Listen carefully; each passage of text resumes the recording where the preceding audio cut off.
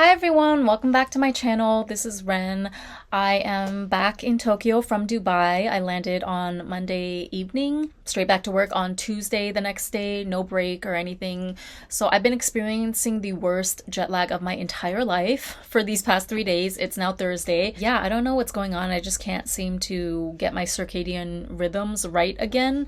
I've been literally like passing out from 11 a.m. to 2 p.m. every day. It's not just that I feel tired or off kilter. I literally feel like I was hit by a freight train. It's like when I'm awake, I literally feel like I was just shaken awake in the middle of an REM, like deep into an REM sleep cycle. And then when I actually try to go to sleep at night, I can only 50% fall asleep and I never achieve that fully rested feeling. It's been crazy. I don't know. At this point, I'm just holding on for dear life until this weekend when I can hopefully do, a proper reset. But with that all being said, it's been a while since I've done a video, and more specifically a makeup centered video, which I kind of want to get back into this year in 2026.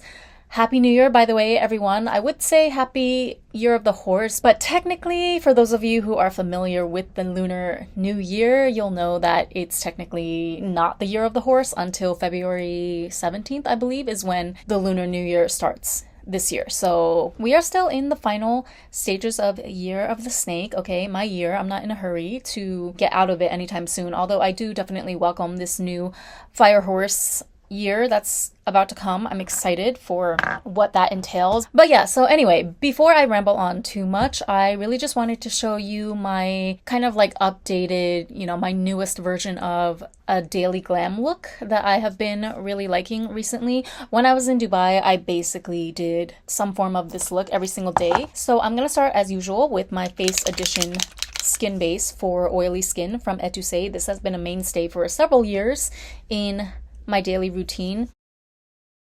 So I'm covering my entire face today just for, the purposes of this get ready with me. But in actuality, depending on the condition of my skin that day, I will adjust the amount of this product that I use. Most of the time, if I've had like a good night's sleep and I've done my skincare and all of that, I really don't find the need to use this all over my entire face. What I'll do is I'll usually just like squeeze a little bit on my T-zone area right here, and I'll just spread it along, my forehead and my eyebrow zone, because that's the area that tends to get most oily throughout the day. But again, today, just for the purpose of this video, I'm covering my entire face. So for foundation, I've actually been falling back in love with kind of a throwback item from a few years ago. I don't know if you guys remember, this is the Maybelline Fit Me Tint. Not the Fit Me foundation, which is the OG, but the Fit Me skin tint, or like basically this would be the equivalent of what we used to call a BB cream or a CC cream back in the day. I believe it was only ever an Asia exclusive. You can get it on YesStyle last time I checked, but yeah, I think it was never released in North America or in the West or anything like that.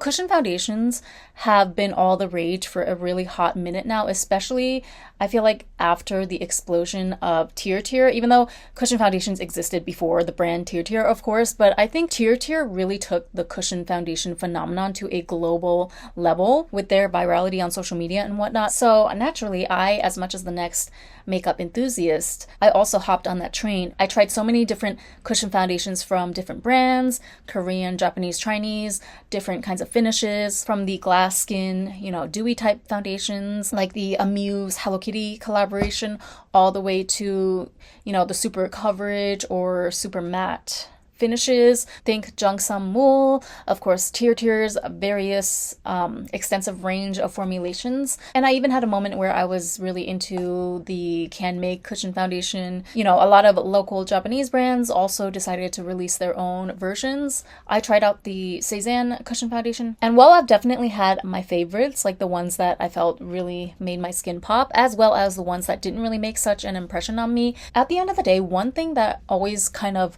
was a contentious point with me about cushion foundations is that the longevity really is just not there. I feel like the true satisfying experience of using a cushion foundation, it only lasts for about the first 3 to 5 applications. After that, inevitably, the cushion itself starts to dry up and it doesn't hit the same anymore, even if you have a lot of time to like sit there and try to soak as much product out of the cushion as possible. I just find that without fail, pretty much every single cushion foundation that I've tried thus far, just by nature of the design of the whole thing, yeah, like after the first week tops, the application just never hits the same again. It's never at 100%. So after a while, like I would say 2 months ago, when I started to really just run out of the few cushions that I had on rotation, and I didn't feel like buying more because, to be honest, I didn't have that much room in my budget to dedicate to makeup in the last months of 2025, I was pretty much spending 90 to 95%, like almost 100% of my disposable income on the beauty pageant that I participated in, which took place on January 4th. And for those of you who have been following my socials, I did win a Grand Prix award. I will do a separate video updating you guys on that. There's been some developments, but yeah, back to the makeup though. In the past few months, since I've been running out of juice in all of my cushion foundation compacts, and I haven't really been feeling, you know, the urge to replace them. What I did instead was that I started to shop my stash, you know, and I rediscovered this Fit Me tint that had been sitting there the whole time ever since I first reviewed this when it first came out.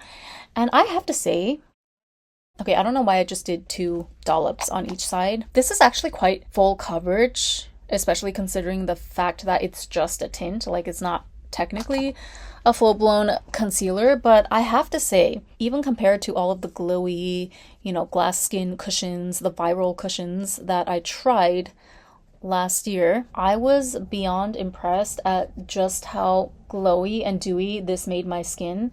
And not only upon initial application, this has great staying power through the day. I just love how it wears down throughout the day. Like even in all the crevices of my face, like the sides of my nose and whatnot, it doesn't crackle up and it doesn't crackle or dry or shrink or anything like that. Like it's a very elastic, is that the right description? It's a very elastic formulation, and you see how it just like brightens my entire face, and it's so easy to blend out too. I'll usually use either a makeup spatula, which my spatula is not clean right now, so I'm using this brush instead. It's like a super thin foundation brush that is meant to act as a spatula, and then I just buff it out with this huge puff from Immortals, which is a Chinese brand. I've been championing this type of a huge puff sponge, by the way, before it ever even got viral on social media. But yeah, it's so easy to blend out. I just do like a few presses all over.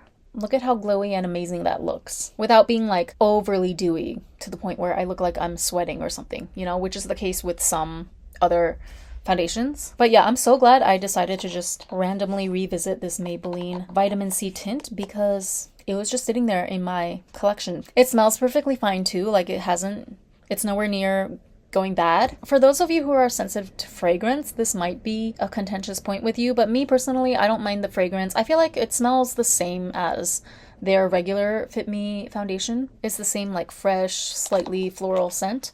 I don't mind it. Okay, so let's go ahead and do eyebrows. My eyebrow routine has also stayed the same for several years, as you guys know. So I've been using the RMK Powder Brow N Trio, which I think is probably discontinued at this point, but I actually have 2. One of them is close to new, and this one, as you can see, is almost used up. I'm gonna do my brows with the old one today, and then after that, I'm just gonna toss this. I feel like there is a difference between the old palette and the new one. Not the formulation, but just the fact that it's so old. Like, I can tell there is a difference. So when I use the old one, the powder does go on ever so slightly more patchy than the new compact. So I think that's a sign to me that it's okay to get rid of, which I need to film kind of like a 2025 empties wrap up video. It's definitely not going to encompass every single beauty empty that I went through throughout the year, but I collected a fair bit of products, so I thought, why not share them with you before I toss them for good in the trash bin? But yeah, I think this eyebrow palette has definitely seen better days. You see how the powder is kind of patchy? Like I can't get it to quite apply evenly across the entire width of the eyebrow. That doesn't happen with the new powder. So again, it's probably time to say goodbye. I also need to wash this brush. I noticed that an unwashed angle brush also contributes to uneven distribution of the eyebrow powder. See how that's patchy over here? Like no matter how many times I try to layer over with this darkest color. So I'm just gonna take some from the new palette actually.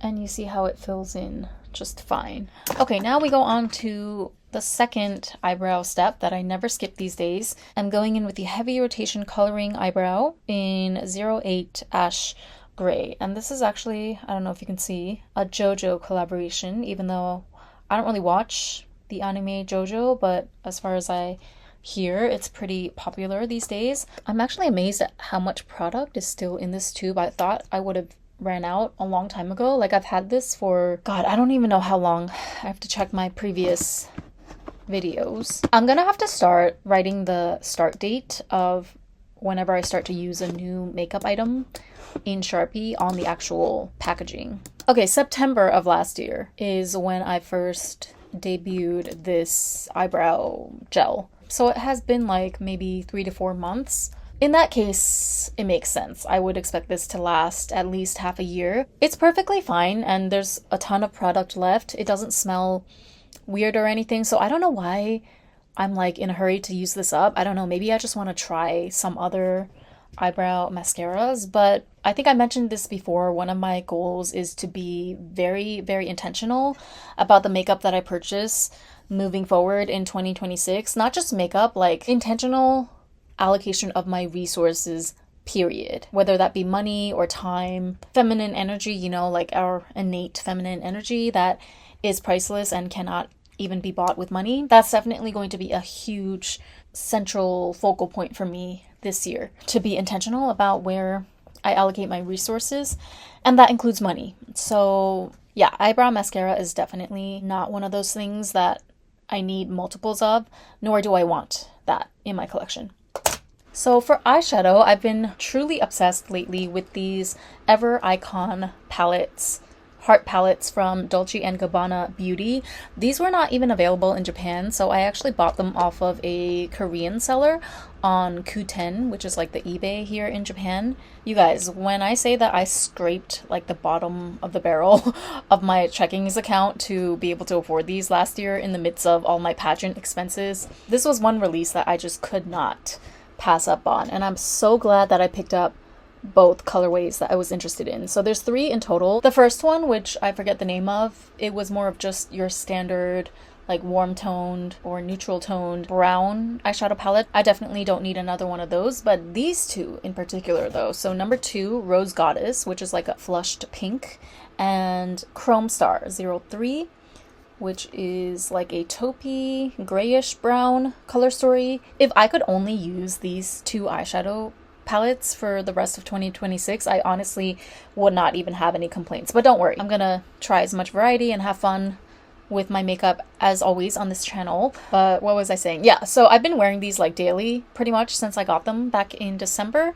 So for my like everyday look, I tend to gravitate more towards the Rose Goddess palette just because it has that flushed tone that really, I feel like, gives a lot of life to my face, and it's natural enough to kind of go with anything. But since I want to do a red lip today, I'm gonna go with the cooler toned Moment here, Chrome Star. Oh, and this is the box, by the way. They give you a diagram on the back as well to kind of show you how to go, like how to take the palette from day to night, I guess. I don't really follow their suggestion personally, but you can certainly use it as a reference if you're more of a beginner or you need some ideas. Yeah, this palette is just perfection. Like the mattes and the shimmers and the topper shade, it's like 3 for 3. Okay, in terms of the formulation, I don't need to add on any other glitters or topper shades from other brands whenever I use these palettes. They really, like, they've nailed each and every formula in my opinion. So, really underrated release. I really feel like this just did not get the hype that it deserves on social media. I don't know if it's because Dolce & Gabbana is not really checked for that often. I don't know, like honestly, I feel like the brands or the items that tend to go viral on social media are usually pretty mid. Is it just me, or that's another thing that I want to consciously not avoid, but I want to make sure in 2026 that I only really introduce the products that I personally feel drawn to, and I feel like the quality is 100% there, like regardless of social media hype. Which, you know, it doesn't mean I'm not going to try out any trending products, because sometimes it is warranted, like the trending product itself just happens to be that good, but a lot of times there's so many like hidden gems, and even like I'm going to show you today, even the holy grails or the products that I really latch onto, like, wow, this is exactly what I was looking for, those never tend to be the most hyped up products on social media. Especially like Japanese beauty brands, Chinese beauty as well, like they both relatively blew up in the past 1 or 2 years. And I feel like, I don't know, like some of the Japanese brands and products that really go viral overseas have me scratching my head a little bit. Like, they're not bad or anything, but I just don't understand the hype. I don't understand why it was like that particular brand or that particular product that caught so much traction when I, as a full-time Tokyo resident of 12 plus years, I just know that there's so many other like niche products, niche brands here that are better than the ones that are popping off on social media for whatever reason. So anyway, my channel, I feel like I've always strived to bring those hidden gems to you anyways, for as long as I've been on YouTube. But I'm really going to like strive to be really conscious of that in 2026, year of the horse. Like, unless I personally feel called to it, I'm not going to feed into the viral hyped up items. I'm only going to showcase the items and the brands that I personally use and consider to be holy grail status in my life. Okay, I'm rambling a lot in this video. I do apologize. I'm so excited. I feel like, you know, there's a lot to catch up on. I haven't done a full, proper, long form video in like 2 to 3 weeks by this point, which is an eternity, as you know, in social media land. Okay, I literally took like an hour break. I went out to do some shopping, had some miso soup, but I feel like it's perfect because you see how beautifully the skin tint has settled in by this point. It really looks like so natural. So moving on, I'm just gonna dab a little bit of the Tier concealer to my under eye area. Depending on how much time I have to get ready, I might skip this step, but I try to include it as much as possible just for that extra boost of brightness under the eyes. Okay, so after that, we're just gonna put on eyeshadow primer. I'm using the Tone Activator Primer from Kaleidos as usual. And this one, a little goes a long way. So I'm gonna take that much for both eyes.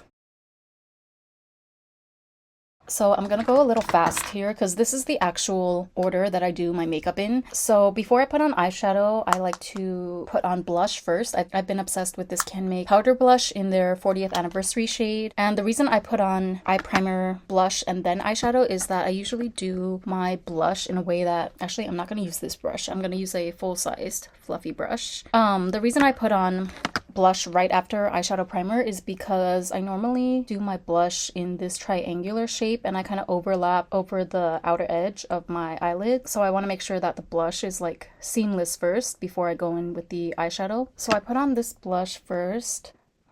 And I'm very generous with it because I just love a punchy pink blush. I feel like it instantly wakes me up and makes me look all rosy. Blush blindness, we don't know her. But hold on, we're not done with cheeks quite just yet. Oh my god, I'm sweating. You guys, I had miso soup. I need to calm down. But yeah, so for the final touch on blush, I like to go in with the purple highlight portion of this Visee Layered Fleur Cheek in the pink and purple. So this is a dupe of the Dior viral blush duo that went viral last year. I did a comparison video in my last video. It pains me to say, but ever since I got the Visee one, which is supposedly, you know, the affordable dupe version, I have not reached for the Dior one even once ever since, because I find that the Visee palette, especially this purple highlight portion right here, is just so much more blinding and it looks better in photos and stuff, you know? The Dior one is still really good. It's very, very natural, very finely milled. So if you're going for that truly demure, like barely there makeup look, you can use the Dior. But I don't know, I'm kind of like getting back into this maximalist makeup mode lately, which seems to be the trend so far for 2026. You see how satisfying that highlight and iridescence is? And also, just full disclosure, I'm using the Can Make blush because it's just a more noticeable, punchier shade of pink, which again is what I'm feeling at the moment. This pink, it's very, very subtle. It takes a couple of applications to even get it to show up, and I just don't have time for all that. Okay, so I use a combination of these two, which is good. You know, I feel like the more you learn how to customize your makeup to your own particular tastes, that's always a good thing, not only for your individual makeup expression, but also as a consumer, because that way, like, it helps to prevent you from falling for the latest gimmick or the latest, you know, TikTok viral product, which you don't even know half the time if it was organically viral or was it planted by the brand themselves somehow. So I feel like when it comes to makeup, it's good to be picky, okay? It's good to experiment and be very particular about which products products you use for which step. Even though granted it can be tedious as hell, it's kind of like hearkening me back to the days where, remember, we used to depot and make our own custom palettes. Like, I'm not gonna go back to that because I don't know, it was just never my thing. It never really took off with me, but I understand like where that sentiment came from back in the day. Who knows, it might make sense to do it one day for like travel purposes, but at the moment, you know, I'm back in Tokyo. I'm not going on any more trips anytime soon. Let's get this eyeshadow done before the primer completely dries. So I'm gonna go in with Dolce & Gabbana Ever Icon Eye Palette in 03 Chrome Star. For the record, it says 10-hour multi-finish day and night eyeshadows. So apparently it lasts for 10 hours. And I can attest to the lasting power of these shadows, especially with, I mean, you got to use a primer. I've never used them without one. They lasted pretty well the whole day when I was in Dubai. I will say it did fade at around maybe like the 6 to 7 hour mark at the end of a long day. It was definitely like faded out, but not in an ugly way, if that makes sense. Like it was just a faded version of what I had applied in the morning. Ooh, I forgot how pigmented the mattes were. So I will say like, maybe one thing that I was a little bit underwhelmed with was how fast the glitter formulas, like the metallic shades and the glitter top coat in the middle here, they tended to fade pretty fast and they were almost like non-existent by the end of the day. So that was a little bit of a bummer, but then at the same time, that's just the nature of most glitters anyway. I can't say that I've ever had a glitter unless it was a liquid formulation that literally stayed on my lid with the same intensity the entire day. But yeah, let me just do my standard application with these. I will typically concentrate this in the inner corner of my top lid, and then see, the thing about this shade, like, I don't know if you can tell, but it's actually quite different on the lid than it is in the pan. Can you see that it kind of turned into two different shades? Well, to be fair, this brush was not completely clean. I was using this with the other palette throughout my entire trip, so sorry about that. I forgot this brush is not clean and I haven't had time to clean my brushes. Okay, give me a break. I have been really struggling with this jet lag this entire week. But yeah, you can see that it really like oxidizes pretty intensely. It's like straight up gray on my lids, but meanwhile in the pan it's like this light tan color. So just be aware. I like the finished shade on my lids, but it is quite like a color changing phenomenon almost. And depending on how much you layer up in one spot, I feel like it can also oxidize a lot as well. So it's interesting. I like it a lot, but it's an interesting shade. It's a lot more than just what meets the eye. Now I'm gonna try and take a clean brush, if I have one. What direction do I want to take this? Because there's a few ways that I could go. You know what? I'm going to take this metallic brown shade over here. Since we're here, we might as well go all out, and I'm going to sweep that all over the center. And I love the metallic formulation in these palettes the best, I think.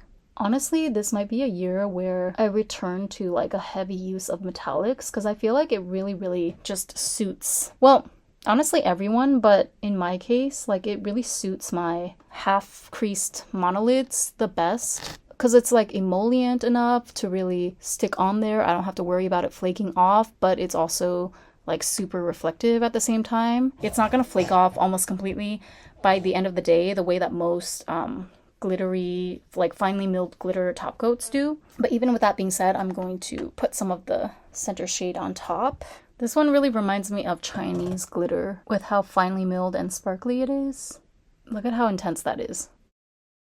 I'm gonna go in with a little bit of the black, and I'm just going to really, I guess, like smoke out the edges. I feel like the heavy black eyeliner slash, you know, heavily smoked black eyeshadow look is kind of making a comeback. Am I imagining things? Or like, I feel like I've seen a couple of, I don't know, Asian K-pop whatever looks lately that sort of heavily feature like the early 2000s smoky eye effect almost. Like EJ and the other two girls as well from K-pop Demon Hunters. Congratulations to them, by the way, on their Golden Globe and I believe also an Oscar. Yeah, our girls are making history and sweeping at all of the Western awards this year. So I love that for them, but correct me if I'm wrong, are they not all kind of rocking like the early 2000s thick black liner look? So naturally, I'm kind of wanting to emulate that. I appreciate how it's such a soft, buildable black, actually. Even though it looks so intimidating in the pan, you can really like shear it out on the actual lid and build it up as well. Oh my god, I just looked for like 30 plus minutes for this greigey shade of the Can Make Creamy Touch liner, and I can't find it for the life of me. Who knows, I may have left it behind at the hotel in Dubai. It's very possible. So instead, I'm just gonna use this one, this random gray shade from the Odin's Eye Solmane 2 collection. Oh my goodness, do you guys remember this? And these are perfectly good liners. See, this is the thing, like sometimes I'm thrown for a loop because I have perfectly good makeup from, you know, niche brands, indie brands. I don't know if you would consider Odin's Eye indie necessarily at this point, but you know what I mean. I still have like plenty of makeup, eyeshadow palettes and stuff from their previous collections that are still perfectly good, but it's like there's literally zero buzz, there's zero demand for them. And quite frankly, most of them are too old to even be available for purchase anymore, so it's like, what's the point if I use them? And you know, especially if it's actually a good decent product, it's a catch-22 because it's like, okay, I'm introducing you guys to a good product, but it's not even available anymore. And you probably don't want it anymore anyway, even if they did have stock left. Because again, it probably would have been sitting there for a while. So what do I even do with all these old items? I think I honestly need to just not overthink things maybe, and just do more experimental fun looks or like recreations of old music video looks, things like that. Things that I naturally gravitate towards as a person, right? I think, and then through that process of creativity, I think I'll naturally just end up using a good mixture of old and new, well-known and more niche brands, if that makes sense. Okay, so we lined the bottom lash line, and now I'm going to go in with Can Make Plum Puka Coordinate Eyes, as always. Oh wait, before that, actually, we're going to use my new obsession, the Dezone Dual Tone Under Eye Pen. It's literally the most genius under eye bag tool that I think has ever been released in the Asian beauty market. You saw that, right? That was literally under 5 seconds. And then all you have to do is blend it out a little bit with the built-in brush on the other side. And since I'm extra, I like to go even one step further and set the cream with powder from the Plum Puka Coordinate Eyes palette. I find that if you don't set this liner with powder, sometimes it can get a little bit muddy as the day wears on because it's a cream after all. So I do that. Oh my god, I'm tired. Why is makeup like 5,000 steps now? I literally can't skip any of it. And it's not because I think I look bad or I feel insecure unless I have the whole shebang. It's just that I genuinely think it looks really good. All the works, you know, like the eyeshadow and the glitter and the tear bag makeup and the lip liner before the lipstick, you know, when we get there. Like I mentally can't go back to the days where we didn't worry about aegyosal makeup, right? Like Xiaohongshu, Douyin makeup literally changed the makeup game, I feel like, for us Asian girlies in particular, but also as a whole for just anyone who's into this type of makeup. Some things you just can't go backwards on. It's like when they invented microblading for, you know, eyebrows or something. So no one's gonna get their eyebrows tattooed anymore because we now have the microblading technology, right? And then I'm gonna use the Hello Kitty and Maybelline collaboration eyeliner, the Hyper Sharp Liner in, I mean, it's black, but does it have a name?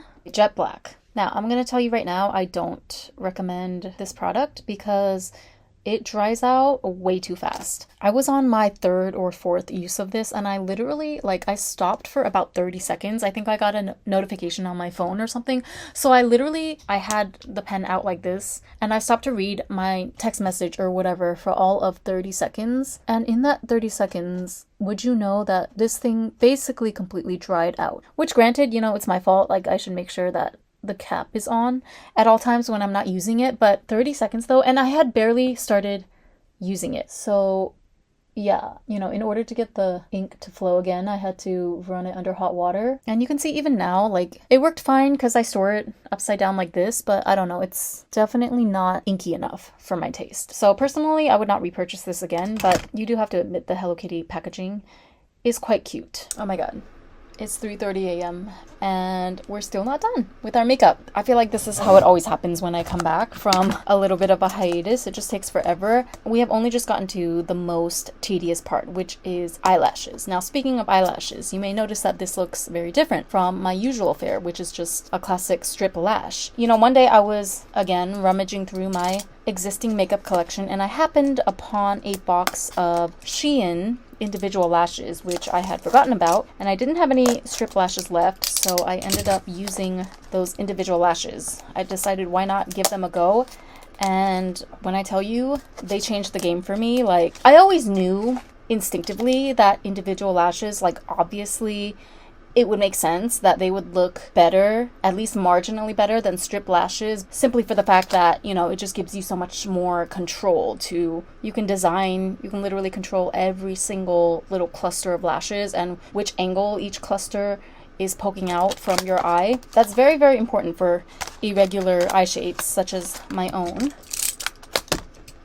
But I just wasn't prepared for just how much of a level up it was going to give to my entire eye makeup look.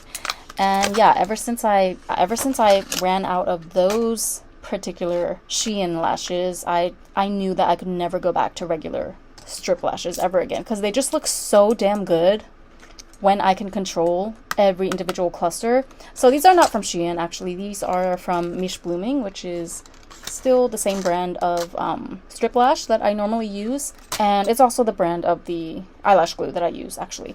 And these were a lot more expensive than Shein, like 1,200 yen. Overpriced, honestly, but again, I was in a pinch, so what do you do? At least they give you a free little pair of tweezers, although I also have my own pair anyway. But lashes were already the longest, well, second to eyebrows. They were one of the longest parts of my entire makeup routine, and they just got longer, because it takes more time to put on individual lashes than it does to put on strip lashes. However, I guess I'm just going to have to factor in the extra 15 minutes from now on every time I'm getting ready to go out, because the results speak for themselves. They just look that much better, in my opinion. Plus, they feel better too. You know, they're more comfortable, obviously, because it's not like one long strip across your lash line. Since they're separated, it's like way more flexible, and it moves with the actual, you know, natural movement of my eyelids. So what I do is I just take like the lid of the lash container, dab a good amount of glue on there, like that, and then I just take the tweezers and patiently, because this is going to be a test of your patience for sure, at least in the beginning if you're not used to individual lashes, but just patiently dip each one in and start attaching them to my lash line. So I usually do about like 5 clusters on each eye. It depends on, you know, the actual lashes that I'm using, but literally just get it as close as possible to my lash line. And because I have hooded eyes, ultimately I angle it pretty sharply so that it'll dry at a really sharp angle so that you can actually see them when my eyes are open. So it does take time, obviously,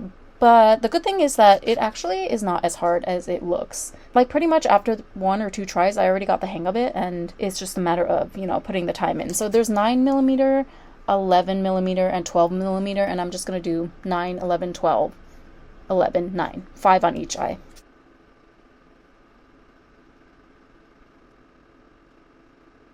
Ooh, these are good. Look at that length. Okay, these are worth the money, but you can still pretty much find the same thing on Shein if you're on a budget. Okay, I just realized it seems like they have 2 different lengths for each measurement. So like, I think what you're supposed to do is that, like, if you want a shorter lash in general, you would just use the 9mm ones and then like alternate the short and the long ones however you see fit. I mean, there's no hard and fast rule. You could do it like me as well and progress from 9 to 11 to 12. But if you want to make sure that you use up like each length at the same pace or something, it might be easier to go just by like group. Anyway, I am going to do this lash off camera because we're never gonna get through this step otherwise.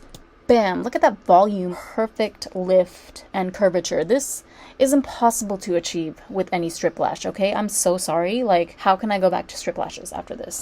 And don't tell me extensions, because I've tried those as well, and it just doesn't hit the same. I don't know. I feel like they get heavy after a while. Maybe it's my fault because I don't know how to properly care for them, but I would much rather just... It's okay. I'll sacrifice 15 minutes a day if it results in my lashes looking like this every time I go outside. Okay, so mascara, just in time for a new refill of my favorite, My Lash Opera mascara. Can't see it on camera, but these lashes are actually dark brown. It was the last one that they had at Donkey, so if I could have found a black packet, I would have gotten that one instead, but brown is totally fine as well.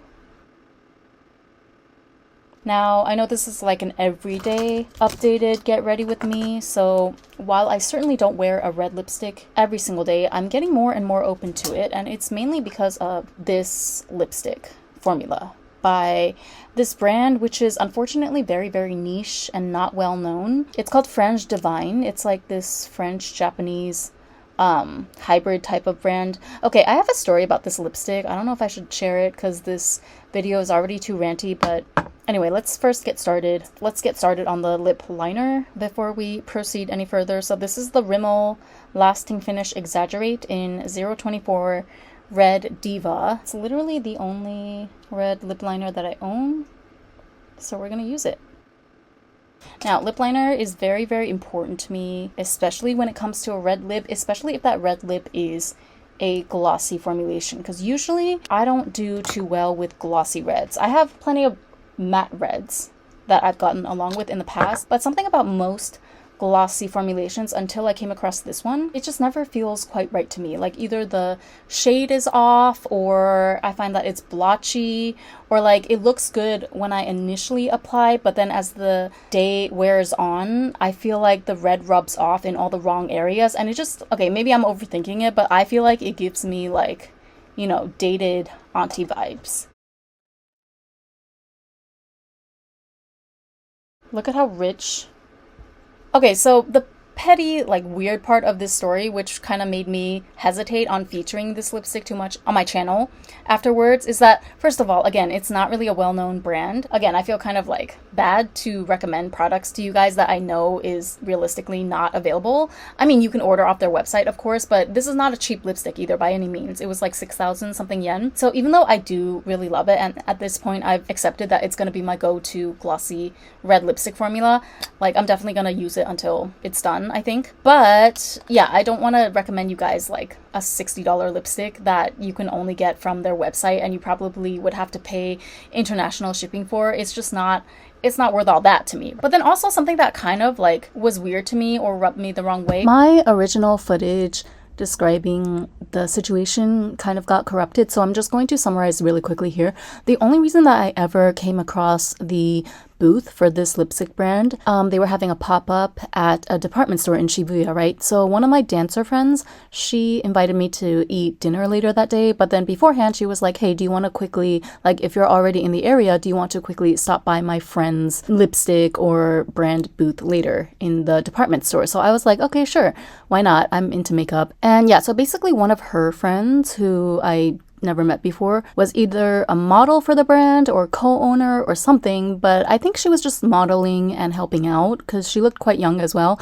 And anyway, the actual owner of the brand was this older lady dressed in a kimono who was also at the booth for this brand, French Divine. She looked to be about in her 50s or 60s. So I actually had a really great conversation with the older lady. She explained to me her process and her journey behind creating this brand. She said that she was very, very particular about finding a formulation that would give you the pigmentation and the longevity and all the things that we look for in a high-end lipstick, but she wanted to make sure that it did not peel people's lips, especially after prolonged wear, because she said that that's a pet peeve of hers. And so for anyone who has like sensitive lips that peel a lot, she wanted to make a formula that they could depend on to not have to deal with that when they wear her lipstick. And I thought that that was really amazing, actually. That kind of blew my mind because number one, I was floored that she was able to identify such a niche specific complaint that actually I myself have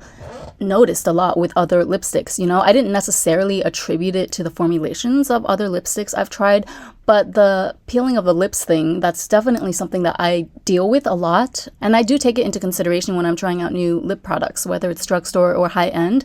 So that alone like really impressed me. And anyway, not to go on for too long, but basically she was talking about how the way you would have to adjust the ingredients or the mixture in the formulation in order to make sure that it doesn't peel your lips. It was really tricky to do because it caused the lipstick to be like soft, or it just didn't hold together as well, right? So she was telling me her story about how she went through like 60 batches of different formulations because she really wanted to push to the very limit of creating this superior formulation that was like of the utmost comfort and didn't cause peeling lips while still remaining intact in like different temperatures and whatnot. And even when they put the lipstick through the machines into the packaging, which she also custom designed, and she wanted to make it like the huge crystal looking cap, which I love, by the way. Yeah, she had to do several different batches of trial and error before she could get it right. So I thought that was awesome, and I can attest to the fact that this lipstick is certainly extremely pigmented. The pigment is evenly distributed, and it does not irritate or peel my lips whatsoever, even when wearing it for the entire day. And the lipstick itself is also a very sturdy bullet. I never once felt like it was melting too much or about to break or anything like that. So honestly, a fantastic product, right? After I purchased this and then I went home, I made content on my Instagram, as I do with most of my new makeup purchases that I'm excited about, right? And of course, naturally, I tagged the brand account as well as the account of the model who was working there, who's the friend of my dancer friend. And so, okay, I typically don't even do this. I'm not that person to just like try to follow or exchange Instagrams with people. Like, you know, when you're at networking events and stuff, some people, they just want to pull out the phone and collect as many Instagram contacts as possible. I'm the complete opposite of that. Like, I never ask for anybody's Instagram. For what, you know? Unless you're about to support me and ride with me till the end and like every single post, then I feel like you're not really adding value by being my follower anyway. And the same vice versa. Like, if I wasn't interested enough to follow your account organically, then what's the point of me following it now after we just met at an event, right? We're not like close friends or anything. But like, for some reason, okay, I followed this lipstick brand, Frange Divine, as well as my friend's model friend who was working at the counter that day. Only because, again, I do a lot of makeup content. Like, I put up a lot of makeup posts on Instagram. So in this case, I felt like, you know, I was satisfied with my product. I felt like the brand story, you know, the journey that the owner took with creating her lipstick formulations, I was really intrigued by that. So naturally, I wanted to follow. And I also followed my friend's friend because, you know, a friend of yours is a friend of mine, right? That's my philosophy. So then she followed me back after I made a post about the lipstick, and then I reposted it on my stories, and I tagged both the brand as well as my friend's friend, the model friend. So she followed me back initially, but then I noticed that she unfollowed after a week. Again, I don't really care at the end of the day, but it just kind of put like a weird taste in my mouth, because I'm like, okay, maybe, you know, maybe she just wants her Instagram page to be like her model page for work, and she's not really there to follow or socialize with other people like that. But my thing is, like, why follow me back in the first place then, if you already felt like you didn't want to follow random people? Like, I wouldn't take it personally if she never followed me back. She reposted my stories where I talked about like buying this lipstick from the stall when she was there that day, but I would have been totally fine if she had just left it at that. I didn't expect to follow back or anything, but the fact that she followed and then unfollowed, it just makes me feel like, I don't know, I don't mess with people like that. I feel like, okay, either you can't make up your mind, or something about my content triggers you, or you're like two-faced, like you want to have your cake and eat it too, right? You want to look like a friendly, sociable person, but then at the end of the day, you don't actually want to follow through on that commitment. Like, I just don't really F with people like that. I find them very inconsistent and untrustworthy. And again, I don't know this girl, you know, aside from the hour or so that I spent with her at the counter with my other friend, like my closer friend. So yeah, that's the reason why I was kind of like conflicted about this lipstick for a while, because although I really enjoy it as a product, like, it is an excellent formula. See, you can see even now, okay, I've been rambling about this story for the past few minutes, and it's holding its shape. It's not rubbing off in weird places. It's not giving, you know, the Asian middle-aged auntie at a house party in the 90s or the early 2000s with lipstick on her teeth that no one is nice enough to tell her about. So yeah, that's kind of like the non-story behind this lipstick, but it literally doesn't matter. This was in May of last year, and the only thing I regret is that, like, I feel conflicted about recommending this to my subscribers, because It's super expensive and it's like very niche. It's not easy to get if you're not in Japan, or I guess France. They have stores there too as well. I will link the website down below, you know, for anyone who is interested. It is an excellent formula. If you are someone who happens to be as particular about your lipstick formulas as I am, you might want to have a look. But then again, I wouldn't blame you at all if you were to gawk at the prices, because we are living in a recession. Okay, anyway, so this is basically my updated everyday glam makeup look and the products that I've been obsessed with lately. I'm gonna put this on before I forget. So happy new year, everyone. New year, new beginnings.